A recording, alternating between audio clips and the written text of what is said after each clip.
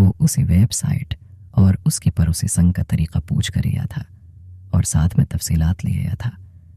Request में उसने उस तंजीम से एक इंटरव्यू की दरख्वास्त की थी कि किसी अहम मंबर के तरीक़ाकार के मुताबिक वो अपनी मखसूस गाड़ी भेजकर सहाफ़ी को ले जाते और बेहोश कर देती।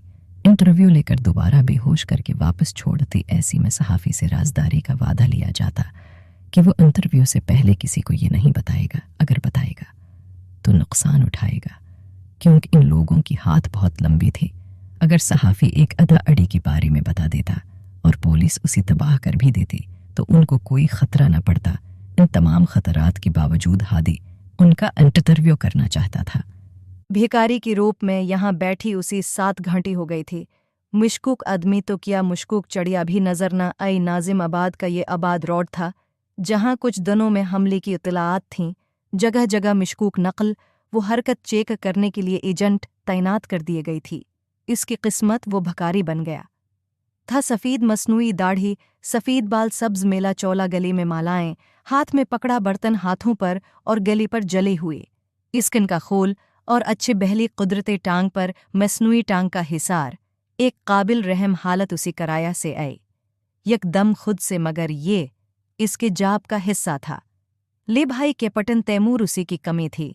बस सफ़ेद यूनिफॉर्म में लड़कियों का गरवा उसकी तरफ आता दिखाई दिया। गर्ल्स कॉलेज की छठी हो चुके थे।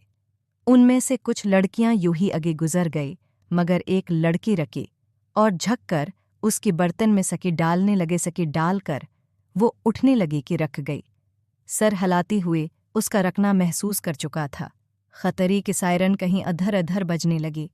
बाबा जी, इस उम्र में भी अब की हंसने की हडे तो बहुत नमाया है। लड़की ने बगूर उसकी गर्दन को देखते हुए कहा। तैमूर को करनेट लगा, कौन थी इतनी फुर्सत से ये देखने वाली। इसने फौरा रका नजरें लड़की की सियाह घूरती आंखों से टकराई तो एक तवील सांस इसकी हिल्क से निकल गया।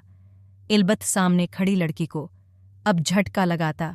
इतनी कमजोर लाचार कब्र में पांव लटकाए बाबा जी की इतनी रोशन ताज़ा दम चमकती आंखें अधर वो मुस्कुराहट दबा रहा था। वो पहचान चुका था उसे सामने कोई और नहीं, हादी की छोटी बहन वरदा खड़ी थी। वो उसे नहीं जानती थी, जानता तो वो भी नहीं था, मगर हादी की एल्बम वो दे के चुका था और हादी ने बतूर खास उसे अपनी अकलौती लाडली बहन की बारी में बताया था क्या हुआ। बाबा जी वे यूं देखने पर घबरा गई। कुछ नहीं बेटा, जाओ घर जाओ अपने, उसने कमज़ोर लहजे में दिल पर पत्थर रखकर इसे बेटा कहा। नज़रें अब भी उसके भूली चेहरे पर थी। वो भी उस बूढ़ी मियाँ की इतनी भूलती आंखों से घबरा गई, इसलिए फौरा उठी और चली गई। पीछे वो मुस्कुरा रहा था। चलो कुछ तो अच्छा हुआ। उजलबत वो परेशान से जा रही थी। आदत के मुताबिक उसकी पहली नज़र है इस हंसली की हड्डी पर थी। सादिया जाग रही हो, अब तक सुबह शुपर नहीं जाना किया। इसने बेड पर खामोश बैठी उसके वजूद को हिलाया। ये सर्दियां इतनी खामोश क्यों होते हैं? फ़ज़ा कुछ बोलती क्यों नहीं है? चुप क्यों रहते हैं? खाली खाली आंखों से वो फ़ज़ा को देख रही थी। क्या हो गया? ऐसे क्यों बातें कर रही हो? उसी खौफ सा इया उसकी हालत देखकर जाओ सो जाओ तुम जाकर। सादी ने उसका कुंधी पर रखा हाथ हटाया और लेट गई। वो भी मायूस से बस्तर पर अकर लेट गई। आंखें बंद करते ही उसकी आंखों की सामने मुराद मुलक का चेहरा आ गया। उसने घबरा कर आंखें खोल दी। या अल्लाह, मुझ पर रहम कर, मुजीद तक उठाने की हिम्मत नहीं है मुझ में। उसने उनसो भाती आंखों से अल्लाह से फरियाद की। 2 साल पहले अबा की वफ़ात हुए तो तारिक भाई ने घर संभाल लिया, मगर मेहर अपा की खुद सरी इतनी बढ़ गई कि वो घर से भाग गई। तारिक भाई ने उन्हें ढूंढ निकाला, मगर घर लाकर जान से मार डाला। बहन कत्ल हुए, भाई फांसी चढ़ा गया। टीवी पर एक दिन के लिए हेडलाइन भी चल गई, गैरत के नाम पर कत्ल। अमां को ये सदमी है, अल्लाह के पास ले गई, पीछे रह गई।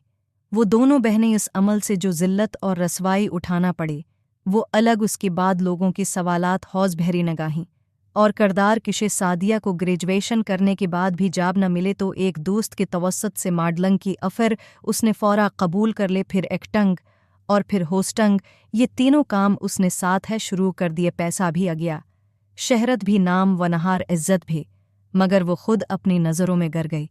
पक्का इरादा था कि फ़ज़ा की MS से साइकोलॉजी के बाद वो बाहर शफट हो जाएंगे।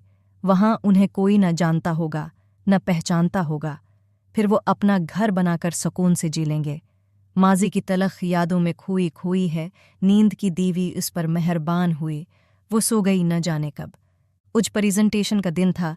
सिर जिस स्टूडेंट को भी उठाकर प्रेजेंटेशन का कह देते उसे ज़रूर देने पड़ती हैं। इस वक्त क्लास का सबसे संजीदा लड़का वक़ार अहमद वाइट बोर्ड के पास खड़ा बोल रहा था। सिर अब्राहीम ने इसी मौजूद दिया था। भूख अगला नंबर फ़ज़ा कहा गया। रोस्ट्रम पर जाती ही टांगें कांपने लगी। उसको भी भूख कही टापक दिया गया।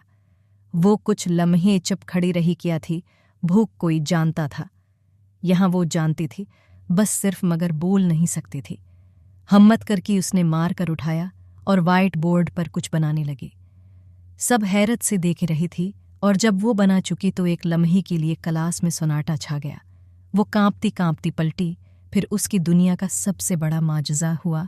मुराद मुलक खड़ा हुआ। तालियां बजाएं और पीछे सारे क्लास खड़े हो गए। हते के करसे पर बैठी सर अब्राहीम है, मगर वो कहाँ देख रहे थे। उनको नज़रों में बस एक मंजर बस गया था। खड़ा हुआ मुराद मुल्क और उसकी बश्ते। तालियां जब सारी क्लास बोर्ड पर उसकी बनाई हुई तस्वीर देख रही थी। तस्वीर में एक किता हड्डियां और गली सिर्फ रोट कहा रहा था। इन खराब चीज़ों का ढेर था।